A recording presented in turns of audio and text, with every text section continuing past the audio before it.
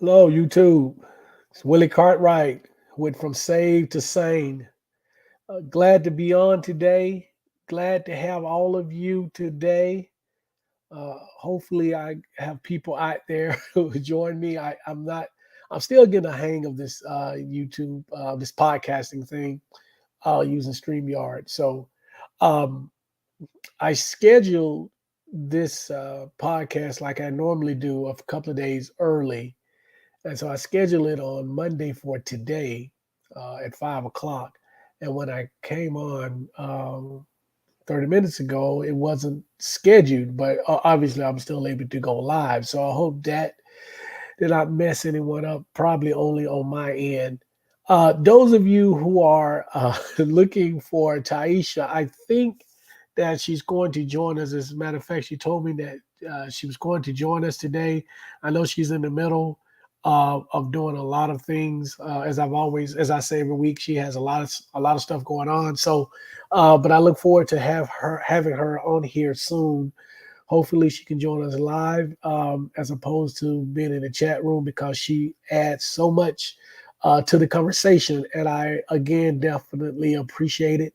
As usual, I begin by thanking two very important people. First, before mentioned, uh, Taisha, uh, Taisha Essick. I'd like to say thank you to her for pushing me and getting me on this podcast thing and keep me going. And she's kind of walking me through everything to make sure that I'm uh, at least decent at what I'm trying to do. And so I pretty much, I mean, I pretty much wouldn't be doing this without her. So I definitely appreciate her always.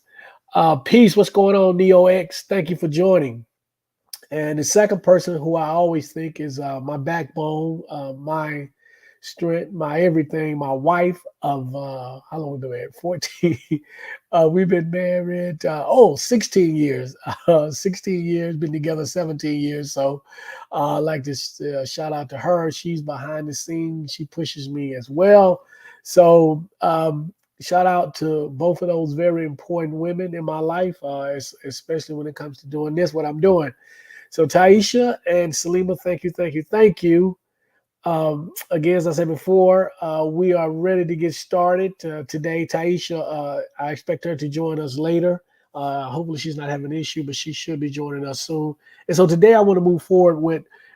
So today, I wanted to talk about, and I want to get a lot of feedback from those of you who are joining us in the comment section and joining us live. Get your input, and so we can discuss a lot of this. But today's topic is how has your life changed since leaving religion? Um, those of you who, like me, were formerly a part of religion, whether it was Christianity, Islam, Judaism, or any other religion that you were a part of, and now you're no longer part of that religion, even if you've become part of another religion or you're just spiritual, as some people call it, I would like to know how your life has changed. And over the week or so, as I thought about this question, I kind of broke it down into uh, several areas. And I wanted to try to address as many of those areas as I could. Those areas being financially, mental outlook, your outlook on life now that you're no longer part of a religion, you're no longer a believer, if that be the case. Friends, family, how friendships and your family relationships have been affected by you leaving your religion, your relationships, dating. I'm married, but it still was a situation because my wife and I both came into our marriage as believers. So I'll tell you how that ended up, how that's going now. But for those of you who are married and your partner is still a believer or is part of a religion that you're no longer part of, I would like to hear how that is going. Those of you who are dating, please send me comments on that. How is that working? Especially, I live in the South, so I'm in Atlanta, just outside of Atlanta. And so, if you're in the Bible Belt, I know it is difficult to date if you are upfront about being a non-believer. So I know it makes things a little bit difficult. Uh, Spirituality. Where are you in your journey? Have you just abandoned religion altogether? Are you on something else? Are you just consider yourself spiritual now? Have you found something to replace the things that you were missing when you were part of a religion? And then education, how is it affected, if any way, your education? Maybe that should be phrased as your outlook on things that you believed at one point. Let me give you an example. You want, as a believer, many of us believed in the creation story. Uh, Somebody's trying to come on, Sharon. Many of us believed in the creation story, and now we know that the creation story, if we're those of us who are non-believers, we know that the creation story is not facts. It's not factual, and so that is one of the things that we. And so now many of us may believe in evolution or the Big Bang theory. So how has you leaving religion? How has that affected your level of education when it comes to things like that? Um, Politics, has your politics changed since you're no longer a believer? I know a lot of people who are believers, um, and they follow a certain political party because they believe that that political party supports the things they believe from a biblical standpoint, more so than the other party. And then finally, health. How's your health changed? And I think we did a podcast. Taisha and I did a podcast a while ago about how church and religion affects our health and the way that we eat. And so I have someone else who's joined. I'm really not sure. Sharon, uh, I'm going to ask you, Sharon. Sharon, hey, how are you? Hi, are you Willie? I'm fine, Sharon. Um, I am trying to figure out.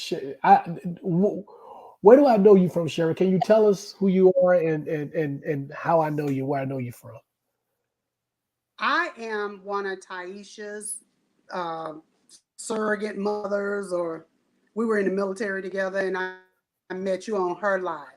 Okay, cool, good deal, good deal. Well, I'm glad to have you here, and so you can join in the conversation. Absolutely.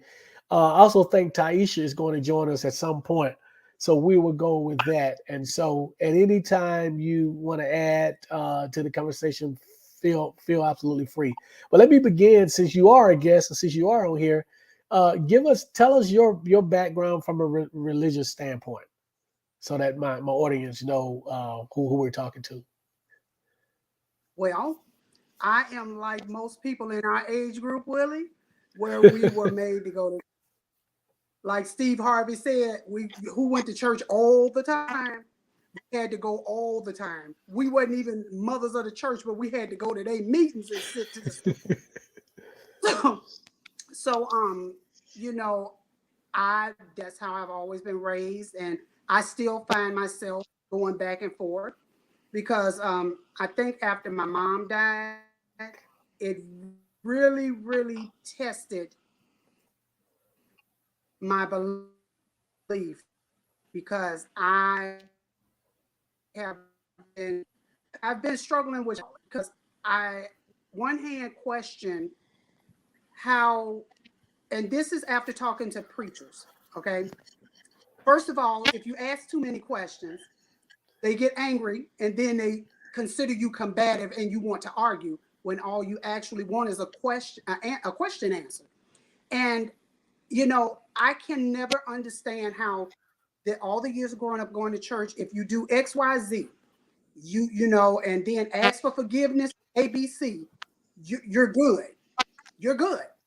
But a lot of people I watched that you saw in they last, they dying, and they still had,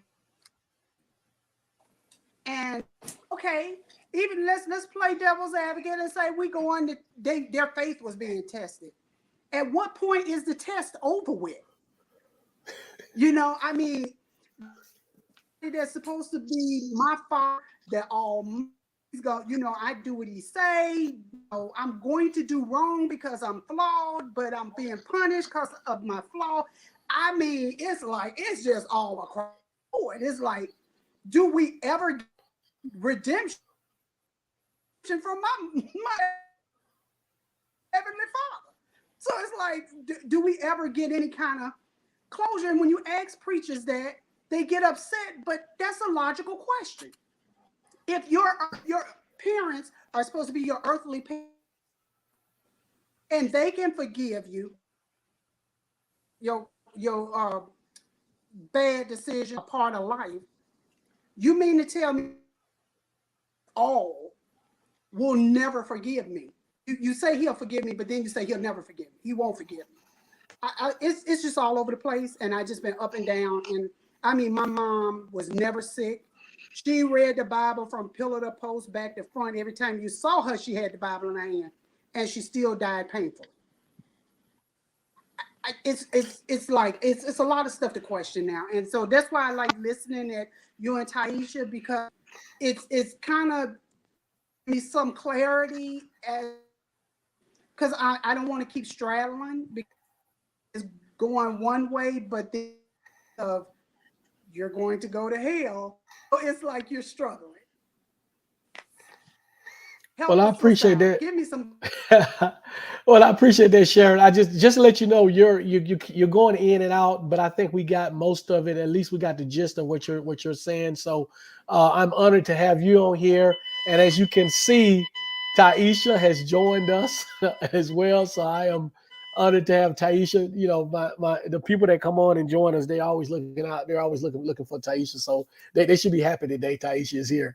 But Taisha, I don't know if you heard the first part, but today's topic, and you know this beforehand, but we're talking about how has your life changed since leaving religion.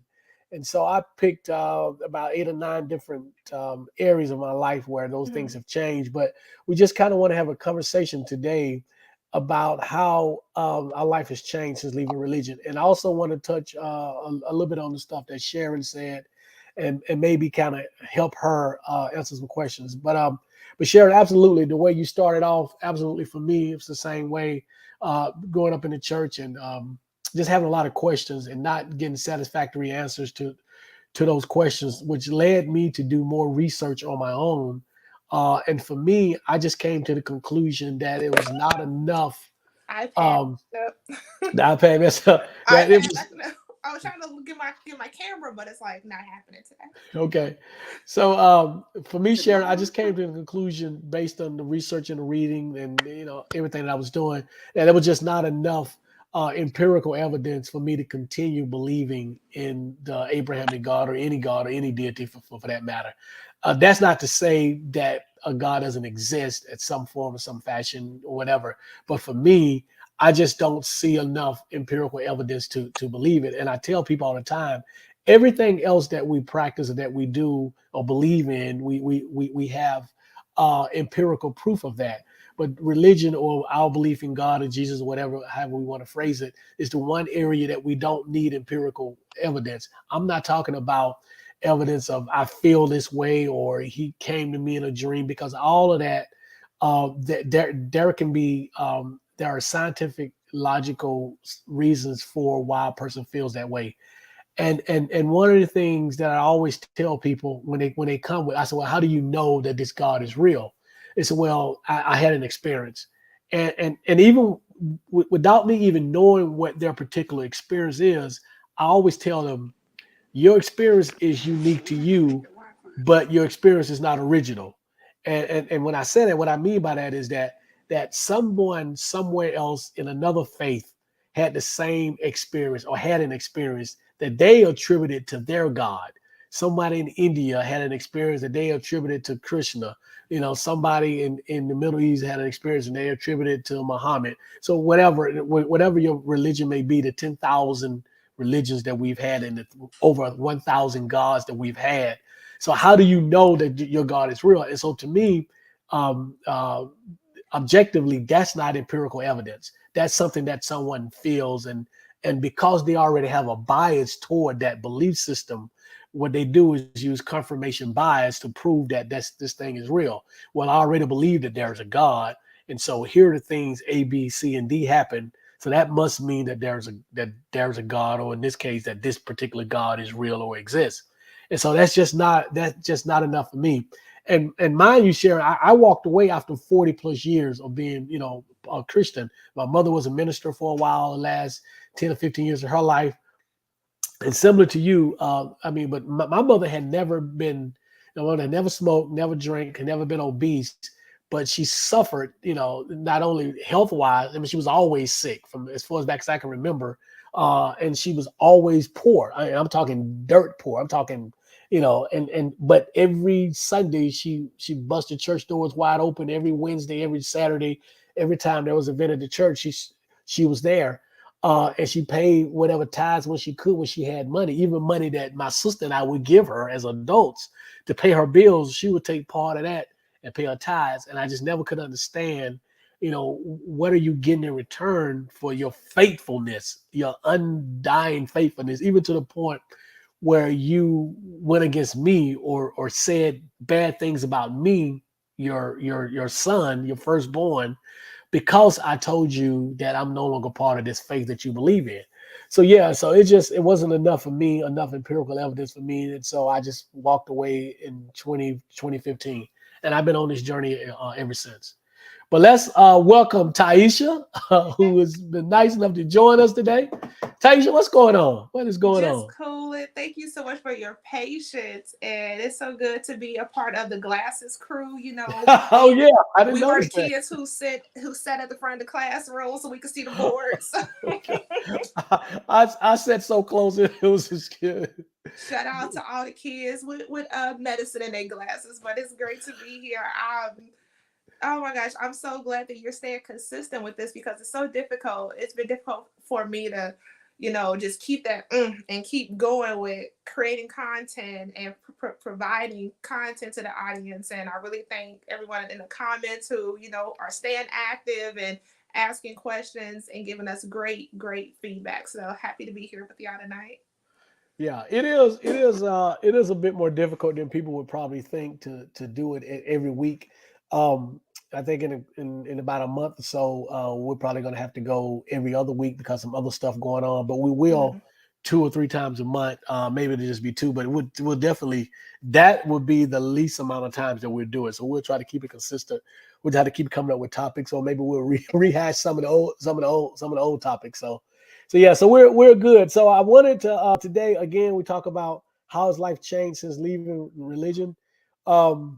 I wanted to. I mean, I have different areas here. I have financial, mental, friends, relationships, spirituality, education, health, and politics. And we just want to talk about a few of those and get you ladies comments on that as well. Great. And I kind of start off for me. Just a general change was just in the way I went about doing things. I mean, just church was such a big part of my life, and every Sunday. Even times when I didn't want to go and I dragged myself to go because I felt guilty that if I didn't go to church that somehow I was, disappointing God or I was going to be punished because I didn't go to church. And then, I mean, there was a time in college, because after I left high school and went to college, for about a year or two, I just refused to go. I said, I'm not going. I'm tired. I'm churched out. I've been in church every, 3 times a week as a kid, and summer, the revivals, not only our revival every summer, but my mom would drag us to other churches' revival. So I was just happy in college that I didn't go. But after about a year and a half or 2 years, I kind of felt guilty. So I started going again. But when I finally cut the cord and left religion altogether, just not having to go to church, just not believing that having that hanging over my head, Sunday, I don't have to drag myself up and go to church. And I'm a big football fan, so now I get to watch football and all of that. But no, and I will admit the first few Sundays I was kind of like, I felt a little weird because I had been going so often, but yeah, so that's, from a physical standpoint, from a practical standpoint, just not going to church every Sunday, not going on Wednesdays, not going Bible studies, all that kind of stuff. It was a big relief to me. I'm really, really happy with that part of it. How about you, Taisha? Not going to church? Just in general, how we started was each time something wasn't right, you know, in our lives, it was because we got to get right with the Lord. We didn't have any food because we ain't right with the Lord. Yeah. If the lights get cut off, we need to get right with the Lord, you know, stuff like that. So it was always a guilt trip used against me coming up. And then I got baptized in boot camp. And so I did it at that point because like boot camp was tough. You know, like a family member or someone that you know is not a phone call away. You're out of your comfort zone. And the good thing about it was that on Sundays we got a break. We didn't have to, you know, go through like the routine of basic training every day. And so I figured once I did it, I'll graduate, I'll pass, I won't fail. And then after that, it was just like, you know, if there was if there was something in my life that wasn't right, then, you know, you got to get right with the Lord. If my money wasn't right, you have to get right with the Lord. And then back in 2014, like I said, I went to a lecture, and you know, it was like, who is your black God? And I realized I was doing it all wrong. Like my life was jacked up, yet I thought that the solution was getting right with the Lord. And it was like, hold on, I got to take some accountability. And then also too, I noticed many people in my life and those who had like really screwed me over, they hid behind, well, I was raised in the church, I grew up in the church, I'm a God-fearing, you know, stuff like that. And I'm like, well, these are the most evil, dirty people ever, and I want no parts of this. And that's when I had to leave it alone, and I sort of said people for who they were. And since then, I've gotten a better understanding on how to judge a person's character, because the Christians, the church folks, the first they say, well, thou shalt not judge. I'm like, well, God judge. You go to court as a judge, you know, you go and apply for a job. They judge your work history. And then I just felt it was unnecessary. I was hiding who I was behind this title where, well, I'm a Christian. Never have I ever put on a job application or my resume doesn't say I'm a Christian or anything like that. I'm like, it's just pointless. So I'm like, this is all just a facade. And I just started, you know, working on my character, my principles, and my morals as a person. And that allowed me to judge those who I allowed in my life. I look at them the same way, and I've had more quality, meaningful relationships. So I see Craig Bradford said, boot camp church got a lot of people. Yes. I've never been in the military. So how prevalent, and Sherry, you can answer this too, because I think you former military.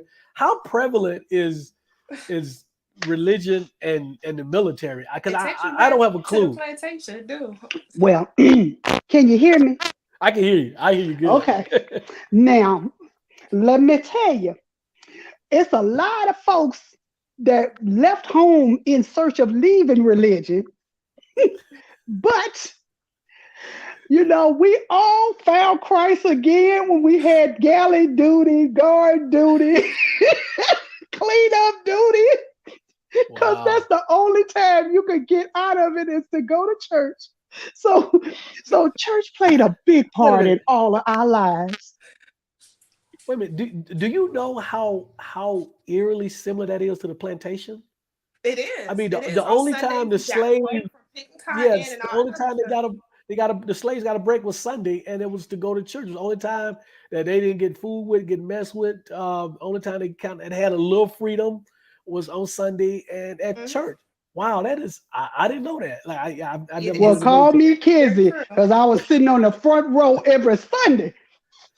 Wow, that is crazy.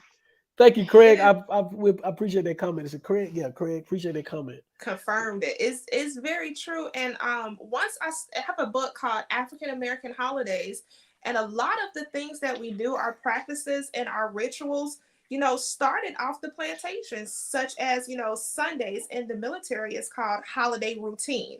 So, you know, you got a break. You got to attend the chapel services. You didn't have to, you know, work. And the RDCs for us in the Navy, they kind of left you alone for a half the day. But when you look at it too, like even the practice of, okay, when you get off work on Friday, you get paid, you go and drink the weekend away, that started on the plantation. Yeah, you know, sure. So once I started looking at the history, our history, and our history is not in the Bible. I'm sorry, people like, hey, it's a history book. No, it does not accurately tell our history of what we went through and the post-traumatic slave disorder that we have to, erase. I won't say erase, but heal from. It's a lot. But once I start saying those slave rituals, and thanks to Sister Shahrazad Ali's book, Are You Still a Slave? And you assess these slave rituals and practices, you have to address it and break the chains, for lack of a better word. Yeah, Taisha, we absolutely have to do a show on why the Bible is not our history book, us being African Americans, because so many Black people, especially when you start talking to people like from the Hebrew Israelites and those type of groups, and even just regular Christians believe that the Bible is talking about us, and there is so much wrong with that geographically, historically. It just don't make any sense. And this is kind of a little sidetrack, but I got into a really heated debate with some Hebrew Israelites. And so my wife saw this coming. So I'll tell the whole story. And this is full disclaimer. The last church that I attended, 5, 6, 7 years ago, they don't even know that I don't go to church anymore. But they had such a absolutely outstanding outreach program. Every Saturday, is in the neighborhood, is in a really bad side of Decatur, and I live not even 10 minutes from there. But it's a gentrified neighborhood, but it's still really, really rough. There's a lot of people suffering. There's a lot of hunger. There's a lot of homelessness. There's a lot of drug addicts. So they actually go out in the streets and feed people, and then they do their little ministering to the people, whatever. But my wife and I were so impressed with the outreach until we continue to do the outreach from time to time. So we'll volunteer once a month or so. We'll go up there. We'll wear the little shirts. They have no clue that I'm not in the church anymore. But I go out with them and we walk the streets and we feed, we give people food and we hear their stories about, what they've been up. And for me, I don't need anything to remind me of where I came from, but it's always I see it. And so I'm sensitive to it. Because I've been there. I've lived in in these motels where you pay weekly, and these people are paying $400 a week to live in these motels, and it's crazy. These motels but nobody will rent to them. You know what I'm saying? Because nobody will rent to them, but they paying $400 a week, and I was just because we asked somebody how much are you paying? I said $400. Are you serious? But anyway, so we were down, we were talking on our way back to the church to get ready to leave. A group of Hebrew Israelites. I mean, they're full. I mean, it's about 15 of them. My wife was like, "Oh, here we go," and I was like, I've been waiting to get me one of these. So we get into a discussion, and the guy's going on about the Bible. I said, bro, you talking to me like the Bible is factual history, and it's not. And he just lost it, and we go back and forth, and I was saying stuff to them that they couldn't prove, that they didn't have an answer for.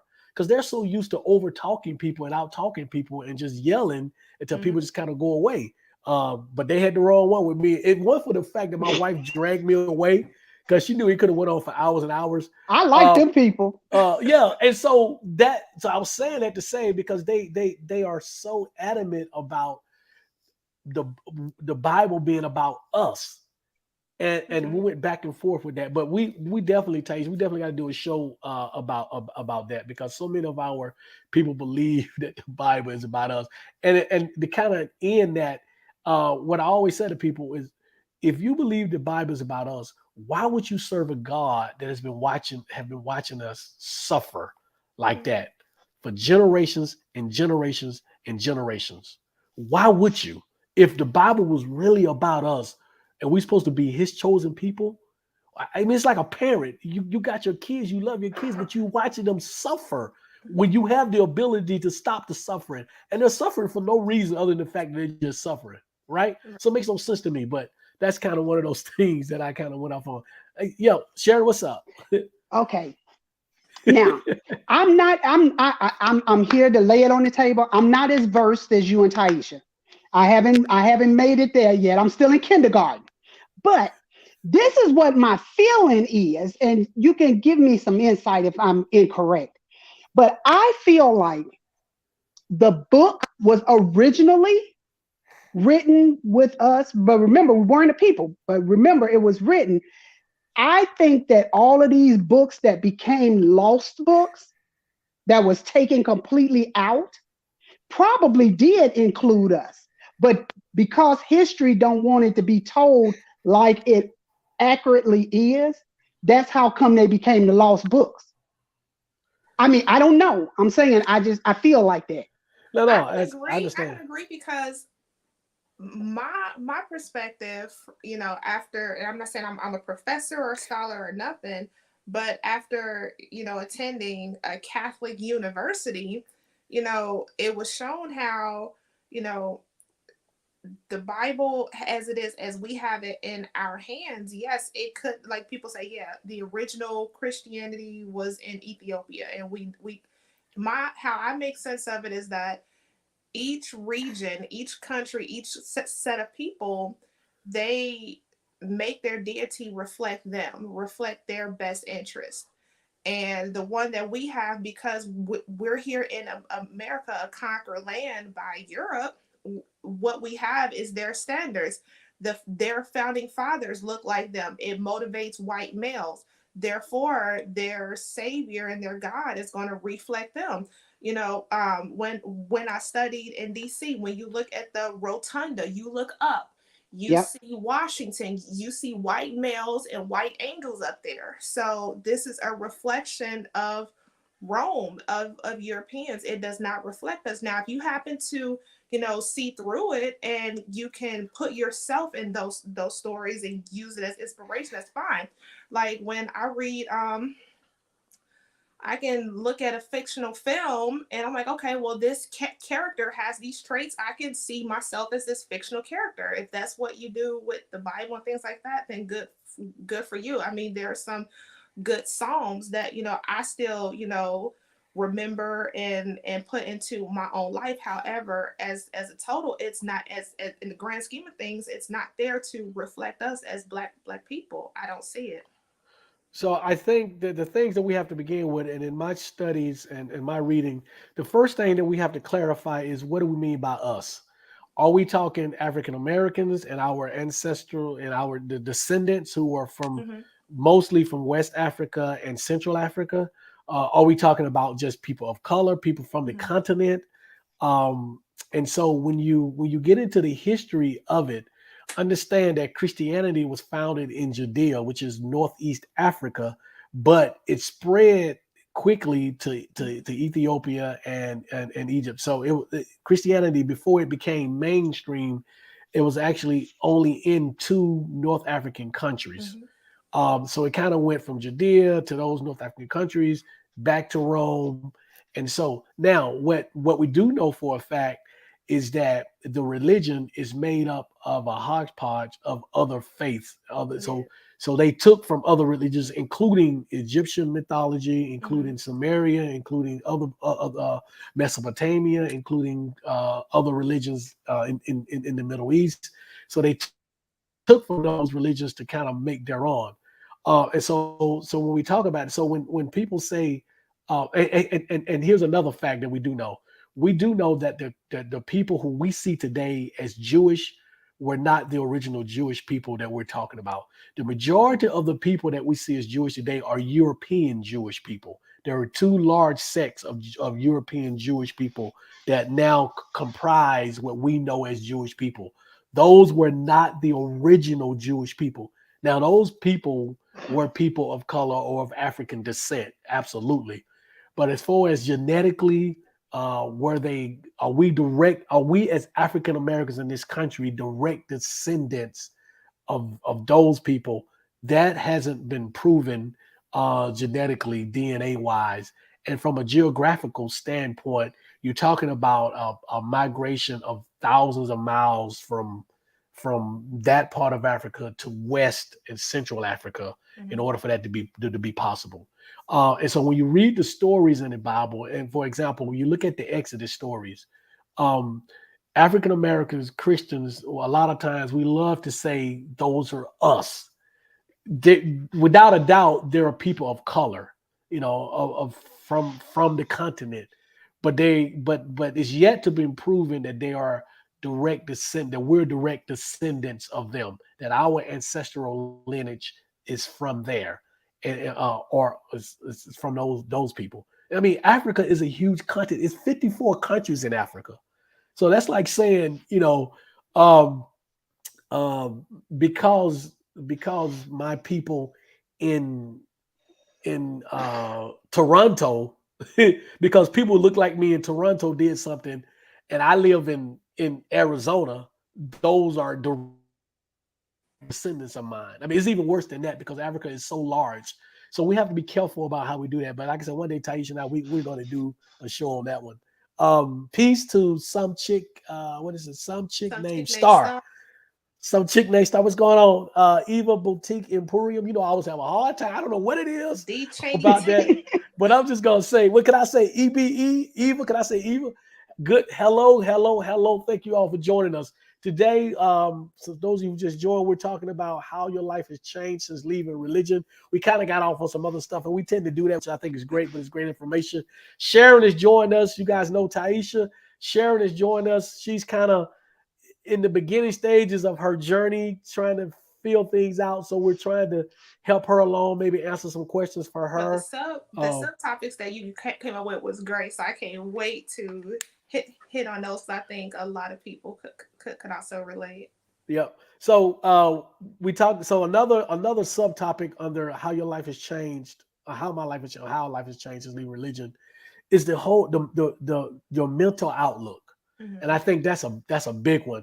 I heard someone today talk about how the church for so long miscategorized mental illness, and we said that it was the devil or you was possessed.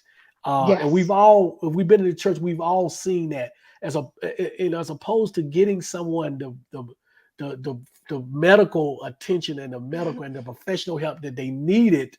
We just said it was the devil and you can pray it away. It was the money. So I'm personally so happy that I'm away from that. But so many of our people have suffered because of that belief system. And when they really had a serious, for real, as the kids say, for real, mental illness that needed to be diagnosed and treated, as opposed to us blaming it on the devil and something demonic. So that's another change for me, is that I no longer have to deal with that. And that hit home because I had someone really close to me who was part of the church, who went through that, had a serious mental illness, and to be honest, we attempted to go back to the church for the church to help us, because kind of like what Taisha said earlier, we kept being told the reason why this is happening is because you guys left the covering of God. You guys left the church, and so because that indoctrination is so strong in you, we said, even though we had left the church, we said, okay, let's just go back and see. And so we went back and they put hands on the person who was dealing with it, and they prayed, and we went week after week after week after week. It turned into several months, nothing, no change, nothing. And finally, the person said, I need to go get professional help, right? And when that person went to seek professional help, secular professional help from a trained, licensed professional, she started to get better. Okay. And she got better really quick. Medication, she had a program, and she's been fine ever since. But if this was, if we had to stay with the church, it's no telling, because this person was saying crazy stuff like, I want to kill myself. I mean stuff that was really serious. But if we had to follow that blueprint that we all grew up with saying it's the devil and just pray about it and let God fix it, there's no telling where this person would have been at this point. But thankfully, we're smart enough to say, let's go get professional help. And so that's one of those things that I think that we have to look at as a community. D Cheney, what's going on? Hey, fam. And so Taisha or Sharon, you guys can add to that. Go ahead. Well, go right ahead. Well, I was going to say, it's a little travel. I won't make it long, but a little travel in here for me. It's a lot of things that through this here journey I'm going through that I have observed, and it may or may not be the right thinking, because I try not to get too overthinkative about it. But I look back at all of this, and I might have said it on one of the lives where I feel like the Bible became hope and then it became religion. Because when we were bought here, our ancestors, think about it. We are the only ones that have absolutely no history. I mean, it's a few. You're going to have a few out there somewhere, but most of us can't get past because I know I've been trying to do my genealogy for a while. I hit my third great grandmother, and then I found what possibly could be the plantation they came from. Because remember, back then they took on the slave owner's last name. Mhm. Well, we had no names. Everything is male 28, female this. So now you done got there and you done hit a wall because you have nothing before that, no records. So now my feeling is it was not even expected for us to evolve. We were coming to do the work like with the pyramids and stuff back in the day, and then we would be eradicated like the Native Americans. But after that didn't happen, I felt like the Bible came along and that was a way of taming us by giving us hope that this deity is going to save us and protect us. And it did like most stuff. It evolved into the our Bible. I know I'm using the term, but this is the truth. That's why they call it the way, the truth, and the life. Now that's the truth. But you're not seeing any change. At what point do you start questioning things? And then when you question things, it's like you said, they say, well, you got the devil in you. Or you know what? You just blaspheming. You're going to hell. And so religion has taken a whole new view in my life. And maybe we needed the scamdemic because I needed to have time to reflect on my beliefs and to go inward. Because I think a lot of people that didn't go crazy outward went inward. And I'm really struggling because I was foundationed in that church, but a lot of the stuff I was told to believe it's very difficult for me to believe it now. And it's like it's not, I've always questioned things, but a lot of stuff that didn't make sense, it seemed like it still don't make sense, but it's clearer to me now why it didn't make sense. So I'm in the struggle, like you said. Both of you were saying how you're questioning, or you've just look. Not into this religion. I'm maybe spiritual or whatever, but I'm not in this religion. But you got people around you, some close to you, that are still in the religion. It's almost like you feel like you got your own personal preacher at the homestead. Look, I don't believe this. Quit trying to preach to me something that you can't even explain to me. Yeah.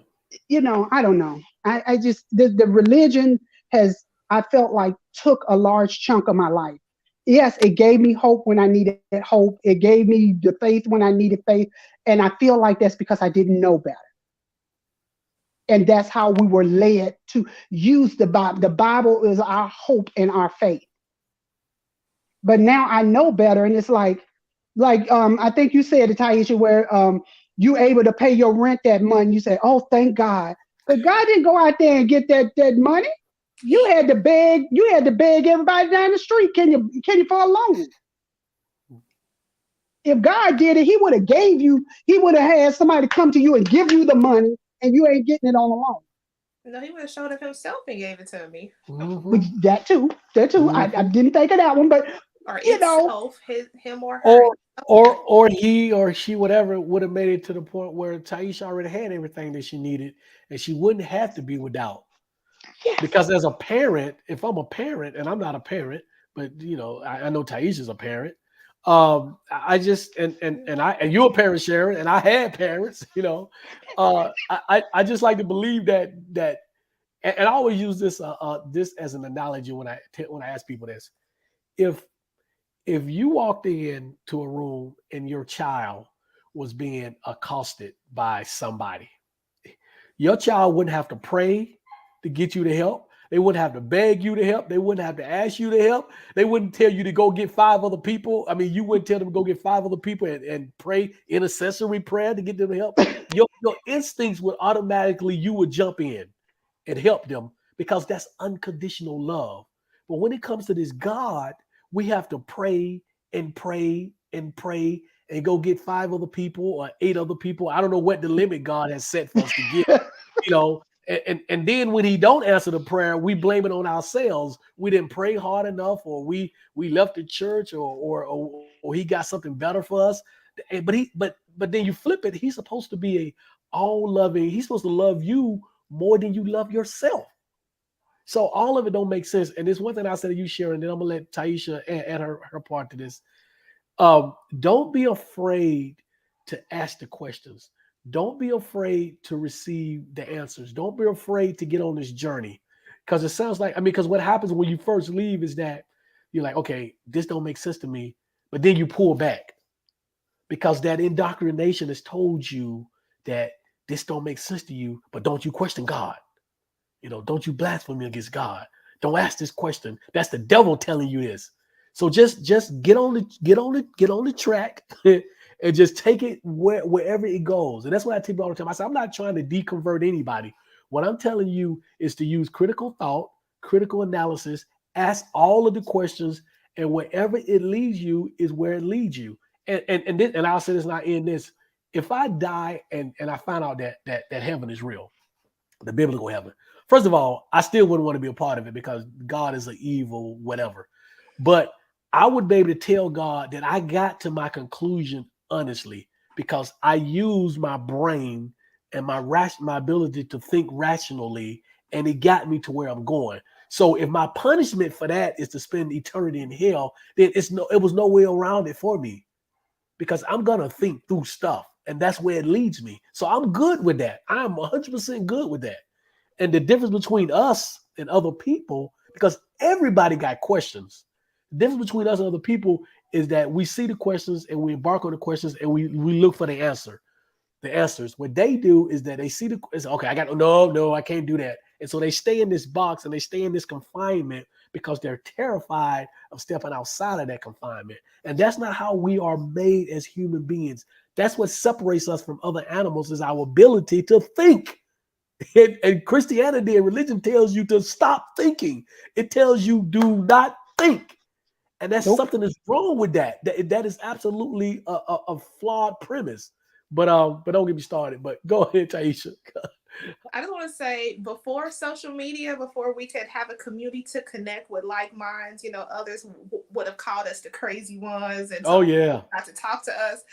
But I'm really impressed with the advances in mental health. Like right now, I have like a therapist that she specializes in maternal mental health, and I'm like, whoa, that's new.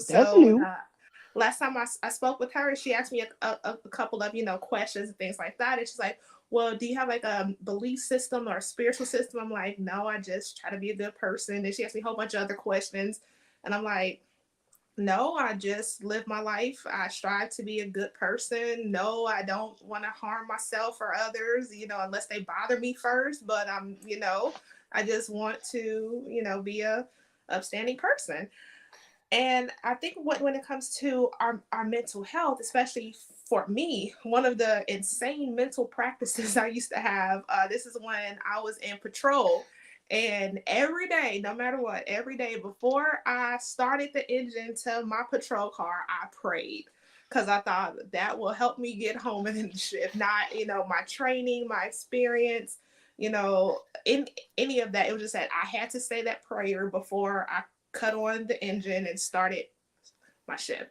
And it got even worse to where, if something bad was happening, I was thinking, a demon was on me, and because I wanted to wear, stilettos, I had the Jezebel and the incubus and succubus demons on me and stuff. It was like borderline schizophrenia. It was just crazy. But then when it comes to, our mental health, it could very well impact our physical well-being, our health and stuff. And that's one thing that I had to look further into is the debunking of the faith healers, because that's a big thing in our community and churches is these faith healers, come up, let me lay hands on you, let me do this. And because we're all in this building, we're all eyes closed praying for that's going to help you in the hospital. They're like, no, it's the medication, your health as you're going into surgery, your chances of recovery, stuff like that, insurance. But yeah, that's just things that I had to debunk and look into. It's like, look, it's gonna be what it's gonna be, and outside of church they have handicapped parking, so the Lord ain't healed those people. So it's like you on your you have to use your critical thinking skills, take care of yourself, and it really revealed itself this past 2 years. They're giving out COVID jabs in the church. So, Jesus isn't a healer, and, there's no divine protection blanket over you. You got to take care of yourself. As they say, get your, injection for the protection. Use your hand sanitizer, put your mask on, because you're not invincible. So it's like, okay, what's the point? Just make sure you have insurance and wash your hands. Yeah. And I think that, we talk about these things and a little bit in jest, and we kind of laugh about it. But I think what's important and that we always keep in the front of our minds is that, to me, if I got questions about A, B, C, and D, then there's a chance that there's something wrong, that there's a problem with the entirety of it, right? And I always use analogies, and I tell people all the time, I say, if I tell you, if you're not married, and I tell you that marriage is the greatest thing in the world, and that my wife is the greatest woman in the world, and I'm married, we're strong, and it's everything. But every time you see me, I'm trying to talk to a woman, then you're going to say, number one, you ain't really who you think you are, or who you're saying you are. But more importantly, maybe this marriage thing is not everything that you say it is.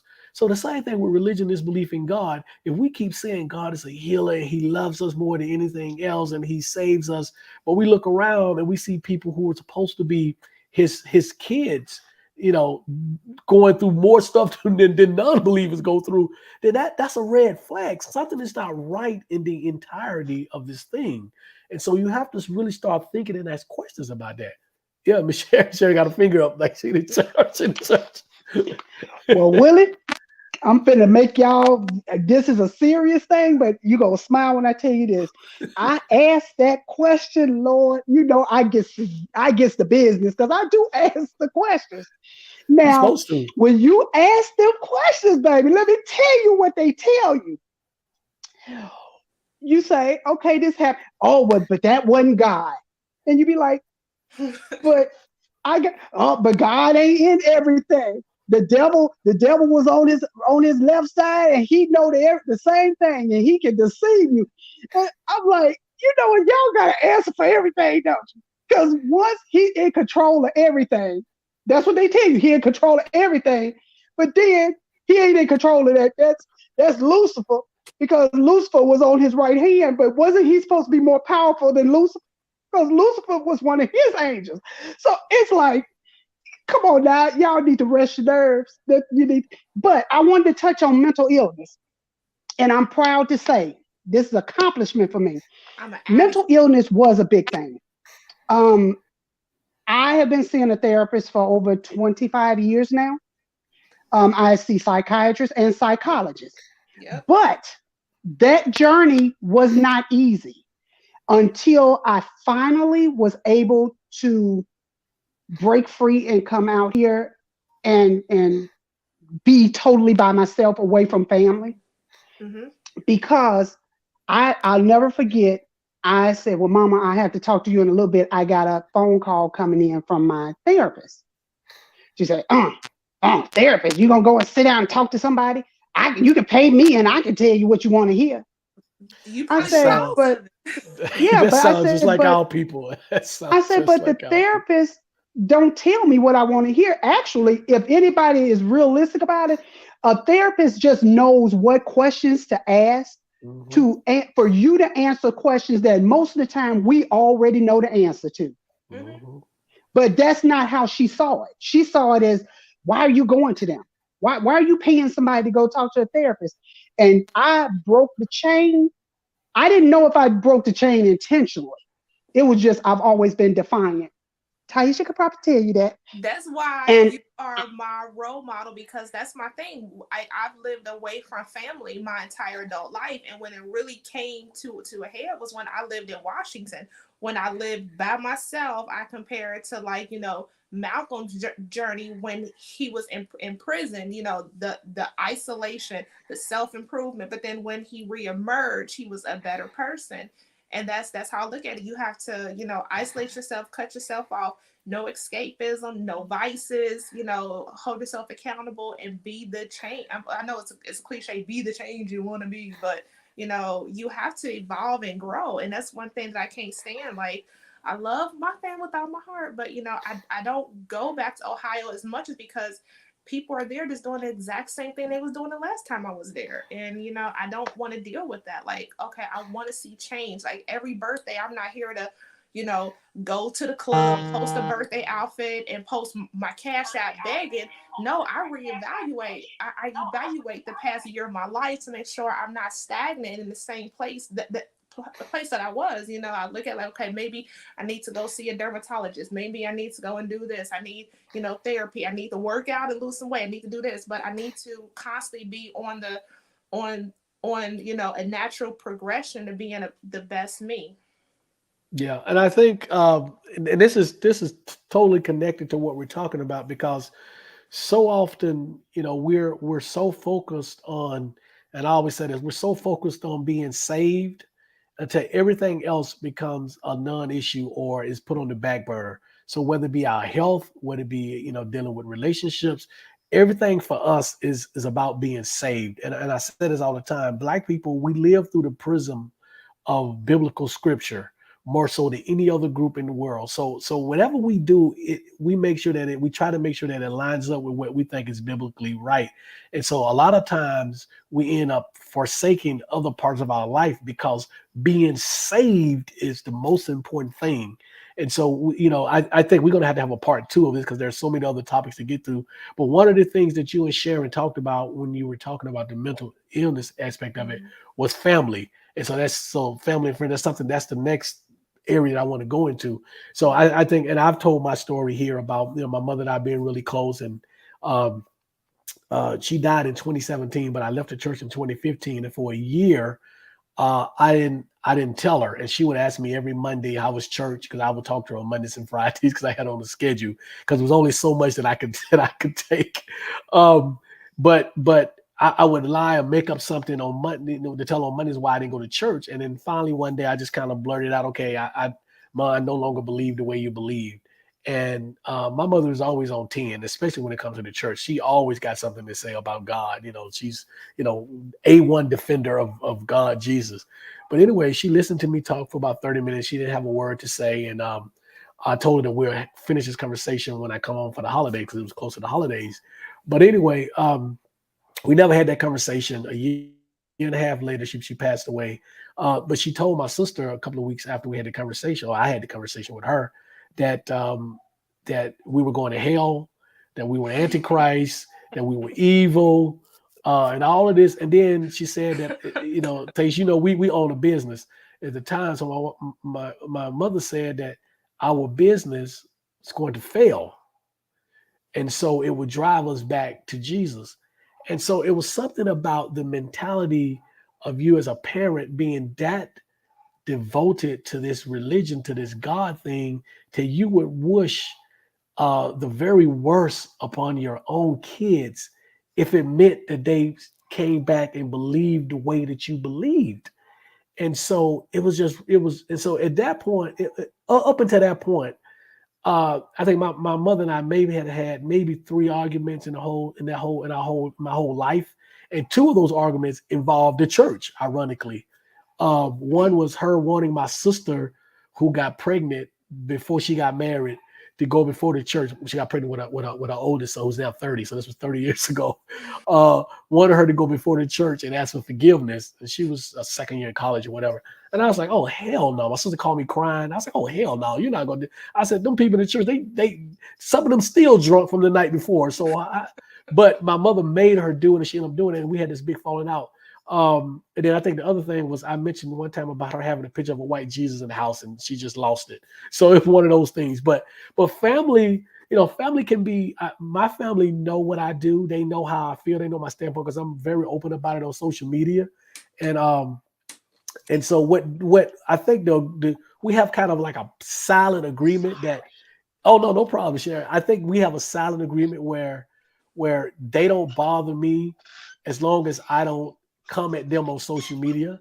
I have aunts who are very devout. My sister is still very devout, but I tell her every time I get a chance to on the phone or whatever, I say, you're going to eventually walk away, because she's had some mental illness stuff, and I've been trying to tell her to go get some professional help.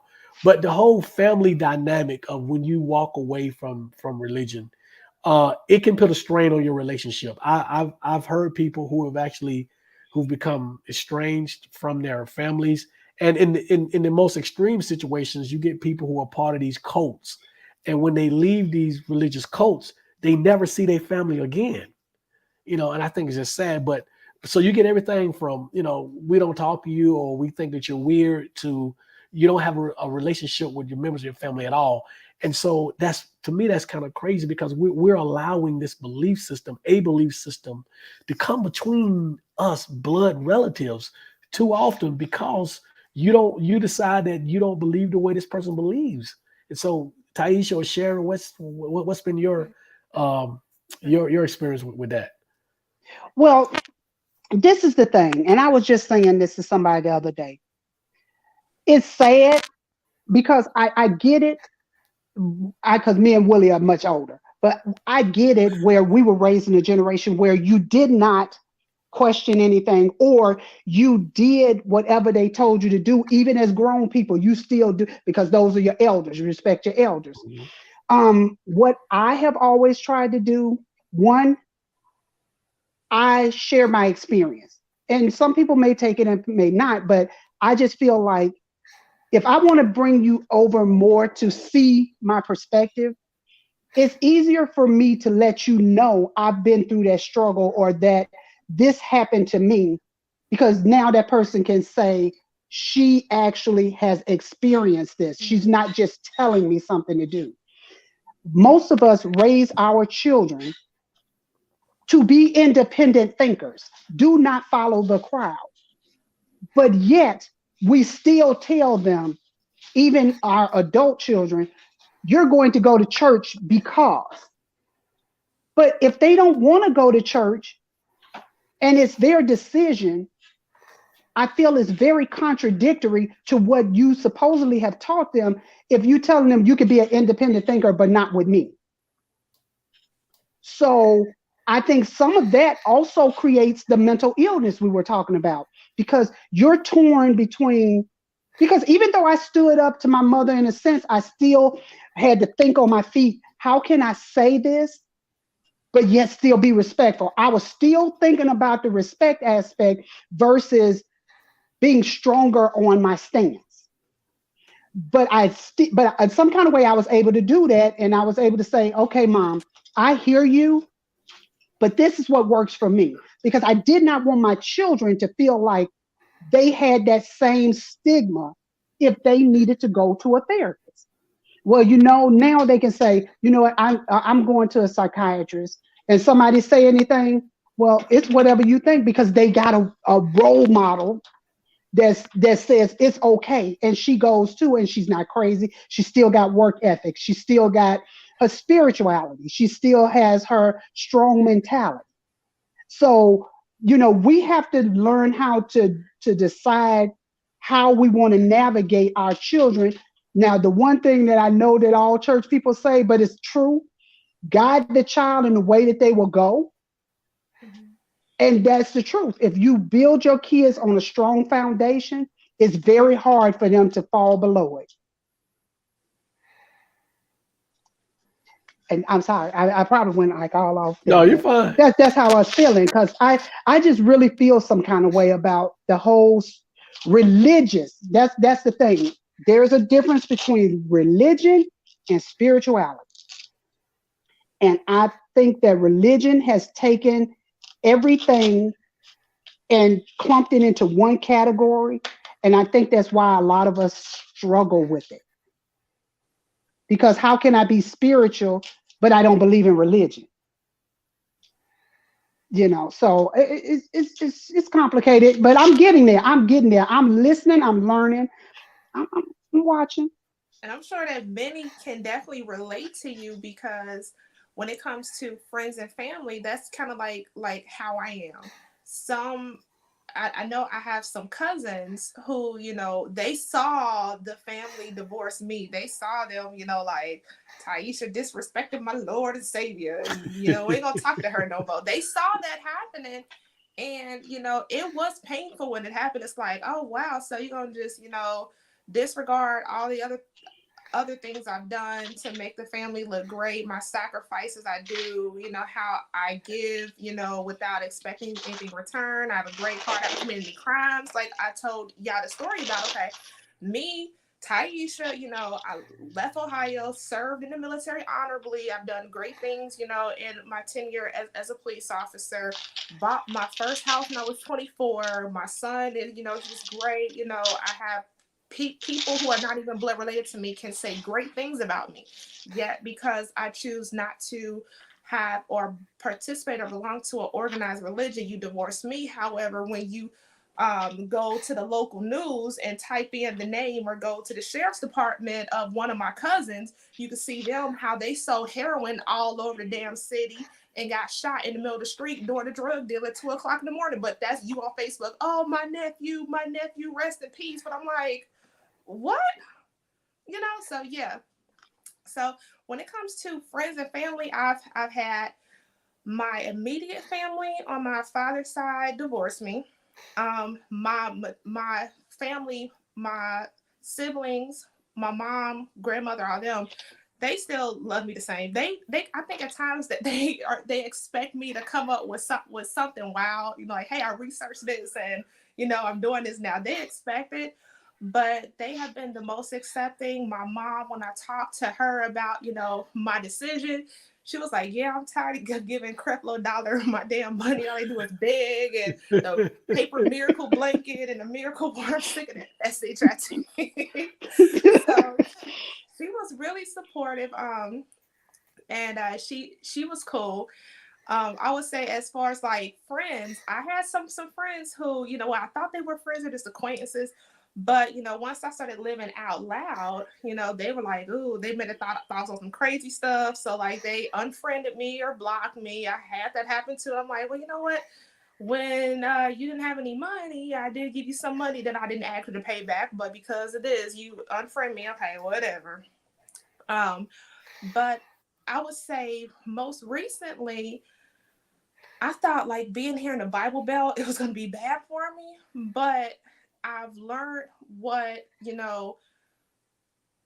church is to people that I know and that I'm connected to. For them, it's really about community, because at certain churches, their entire family attends. So like each week or each occasion, it's like a family reunion, and they have the stories that they could share and pass on.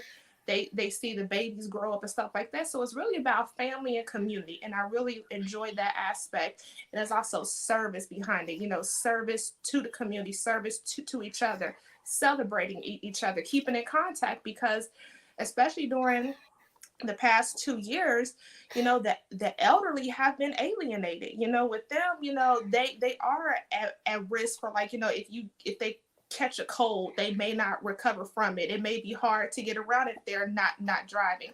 So I've learned that it really is about a sense of community. And it's been great because people have gotten to know me, Taisha, versus, they do come out with questions sometimes. What church do you belong to? They do come out with that. Yeah, But that's the South. I have have a church in Virginia that, you know, I help them with their social media. So I drop that name. Like, oh, it's in Virginia, you know. So I'm like, okay, then they still get to know me as a person. So I think I'm finally able to be a great representative of myself. People get to know me first versus you know, what church I go to. And I'm actually happy that I don't like have like, okay, I go to this church every Sunday, because I could see how that could have been a conflict in my relationship. You know, back in the day, Taisha, like, no, you need to go to my church and my pastor, he's first, my pastor, this, that, the third. That could have been a problem. But, you know, I don't have that issue. I'm more about, you know, okay, what is good for the community, what is good for us, and I'm at peace right now, you know. So that's how leaving has impacted my family and my friends. Like, I don't wear it on my sleeve, you know. I get to know that person for who they are, and they get to know me, and that's it. So I think because we got so many more other topics under this space, I think we're going to do a part 2 next week, because we wanted to touch on relationships and dating, spirituality, education, health, politics. And so those are some biggies. But in the meantime, before we leave, I just want to take a couple of comments and say hello to some people that's joined us. Goddess of Earth, how you doing, Goddess of Earth? Glad to have you here with us. The Afro Humanist, glad to have you. I am an African, and I am African, and I walked away from Christianity too. Christianity is doing a lot of damage over in Africa, in my opinion. From what I've seen on social media, it is incredible the amount of damage that's been done. That Christianity is doing, and so we're glad to have you, the Afro Humanist. I think we're going to do a show on humanism, because I consider myself a secular humanist as well. So we'll do a show. We'll invite you on. Maybe we can have you live on here with us.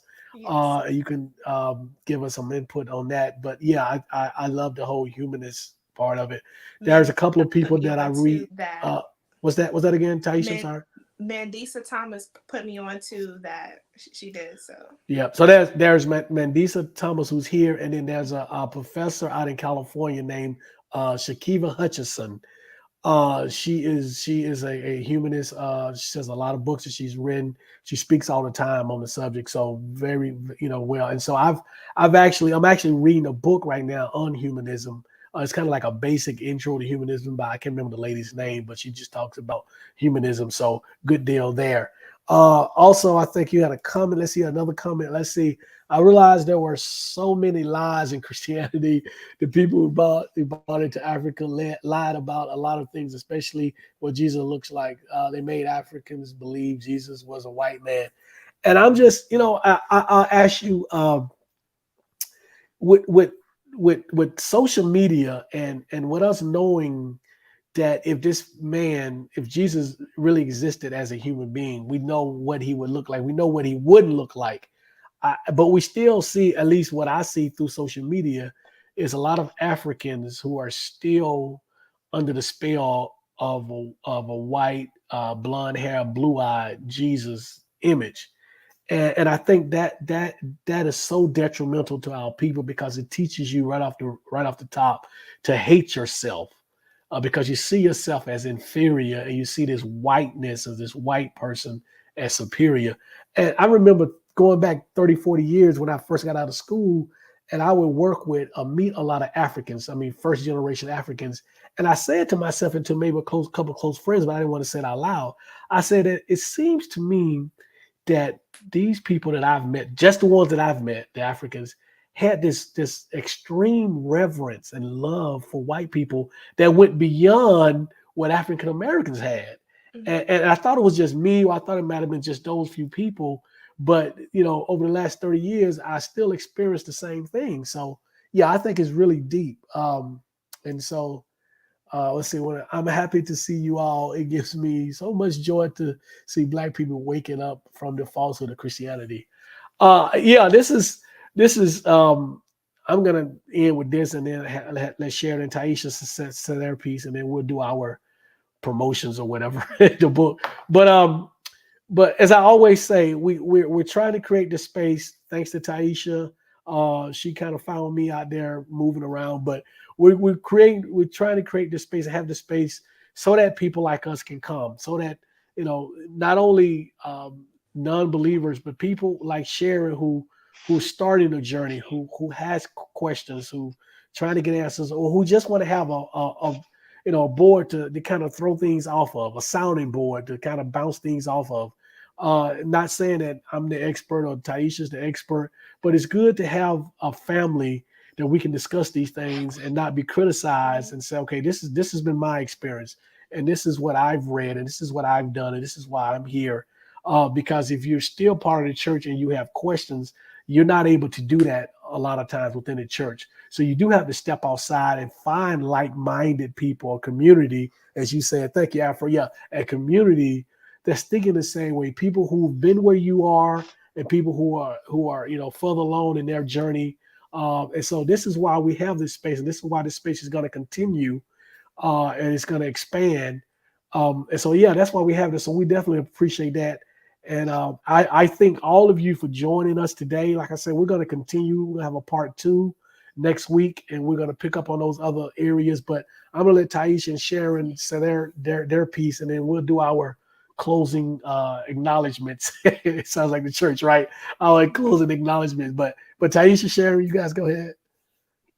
I just want to say this was a great topic, a great space today. And yes, like I think as much as we have to unload and debrief, like each subtopic could have been its own video topic, you know what I'm saying? So that's how deep it goes. And it's like we're still learning, we're still being influenced, like it's not like you said, we're not here to deconvert anybody or just like this happened to me, it's so bad. No, it's just like we are learning, we're debriefing, we're finding the truth and still on a journey. So I'm thankful for everybody who joins, shares, and we connect with, because like I said, Sharon has been like my mom for like the past 18 years now. No relation, nothing. Willie, we met like when somebody comments on an old video or something, or Facebook memories, and bring up an old post, and I'm like, hey, we've been going at this for a minute, but it definitely, we're connecting with like minds, and we don't have to live closeted off, we're not the crazy ones, but it's also we just have a mutual respect for everyone. If you respect us, you respect yourself, you'll also get it back. So that's pretty much it. And Sharon? Well, thank you guys, first of all, for allowing me to be on today. I just like having the atmosphere for allowing me to be able to have the questions and the thoughts, and to be able to expand on my knowledge of what it is I'm seeking. Because so often I have to deal with people around me that they're still both feet in. And when you got one foot in and one foot out, and you're trying to get all the way out, it's a little difficult. And you guys make it a lot easier for me to just absorb what I'm trying to search for. I love your shirt. And not feel like I'm from another planet. Too. I love I like the shirt too. Thank you. But thank you guys so much for giving me that room. Well, Sharon, we are so happy to have you. Join us anytime. Please come back next week, because we haven't finished these conversations now. But thank you so much. I just want to say real quick, for me, my YouTube channel is From Saved to Sane. Please subscribe to that channel. If you haven't already, invite your friends, even people who are devout Christians. They can stand to hear the other side too. If they want to have a debate, I'm more than happy to have a debate with people. So like and share that and subscribe to that. I'm gonna say the same thing about Taisha's page, but she's gonna tell you that too. But please support this sister, because she is amazing. And finally, pick up my book, please. I got to blur it out because I got a background blur. It's called From Saved to Sane: My Journey Away. I know I got to fix that. Like, But there's it's no called from. graphic images. I know, right? It's right. It's not graphic. It should be in front of me, right? Can I put it in front of me?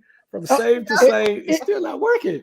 That's my censorship. inexperience. That's my inexperience in using this platform. So I apologize to you guys. But the book is called From Save to Sane: My Journey Away from Christianity and Why Christianity Has Been Detrimental to the African American Community.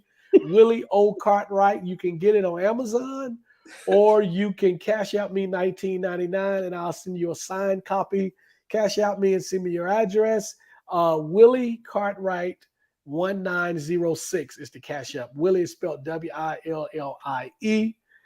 If you want to laugh like Taisha is doing right now, you can follow me on Facebook because I post a lot of funny, what they consider anti-religious memes. But WC O'Neal, Oneal. I know Taisha's like, I done told you, but WC O'Neal, Oneal on Facebook. And so, yeah, you can follow God me. didn't like that. That's why your book didn't show. That's right. God Use is trying your to keep me talents from for the Lord. God is trying to keep me from selling books. And it was a Christian book, it'd be all over the place, right? No, it's I gotta fix the screen. I thought because I didn't want to have the background. Although there's nothing in the background, I thought this would be better, but evidently not. So I'm learning, and Taisha's helping me learn. And so yeah, you'll learn one thing about this channel. I don't embarrass easily. I've been through way too much. So it is what it is. I'm here just to bring the information. Taisha, let them know about you. Good. When I first started going live and I went ahead and thought I was balling and reinvest my YouTube money, and I had a green screen. It was all wrong. I'm disappearing in the green screen. Oh, yeah. I had a green book that disappeared. Yeah. Well, I am Taisha Essex, also Taisha Essex here on YouTube. Across social media, I have a self-defense company, Timonics Defense Solutions. That's TIEMONEX.com, where you can find your holsters, knives. Send me questions related to self-defense. I have videos here on my Taisha Essex channel, as well as Timonics, just how to draw and stuff like that. And I'll take you on range day vlogs. If you have any questions, just send them to me. That's one thing that I started Timonics for, because I would go to gun stores, and you know how you're meant to feel like you don't belong there. But when I go up in there and I'm like, okay, this is the nomenclature, I want this, no purse gun, I don't care about the light, you go give me this, it's gonna be at that price. You know, it feels good and it's empowering, and I want you to feel the same way. On my channel, I will continue to upload some stuff on self-defense. It's just I have to kind of, watch what I jump down the rabbit hole on, because I am expecting. So I'm trying to stay calm and peaceful and watch my mental health, So that's about it. But I enjoy being here in the lab. So I will see y'all on the Are next you still videos gonna do the over. motherhood one? Are you gonna still do the motherhood videos? Yes, I now that I'm situated, and the first trimester is behind me, because oh my gosh, my energy was, yes, it's coming. So I am excited. Well, this has been awesome. Sharon, you got any last comments for us? I'm just a new guest. I'm just a baby, so I don't have nothing. I don't have no websites, no YouTube, no nothing. I just But got she little old will, me. because she was posting these recipes and plates on Instagram. So Awesome. yes, Awesome. it was something you posted. I'm like, I'm about to eat my dang on phone. It looks so good. So you'll be back. Well, thank Okay, you. all right. D. Cheney, the Afro-Humanist. Thank you all. Let's see who else we got that joined us. We certainly appreciate it. Craig, is it Craig? Yeah, Craig Bradford. Appreciate it so much for the comments. Neo X, Goddess of Earth Shop. Eva Boutique in Peru. Eva Boutique Emporium. Thank you, Taisha. Taisha saving me. Who else? Some chick named Star. My Thank sister. you all. Thank you all T-shirts. so much. Please continue to join us and give us any ideas. Send us any topic ideas that you may want to discuss. Interview with Jeremiah Kamara. Oh yeah. I got to reach out to him again. So we're gonna get Jeremiah Kamara on here, an interview with him. I got to reach out to him again. So I need to check too, make sure he received the book, because I told him I put him in the book. So I quoted him in the book. But he's a great guy. So I got to reach out to him again. And that's your homeboy too. I'm gonna tell him, I said, I got one of your, because he's from Cincinnati. he's from Cincinnati, yeah. So we'll do that. Absolutely. So yeah, good Tell good them idea, Taisha. I'll bring them some grippos. So grippos. All right, we'll do that. But yeah, so this is it for me. We'll see you guys next week. Thank you so much. Thank you, Sharon. Thank you, Love you, Taisha, for Mama. joining. Bye. See ya. everybody.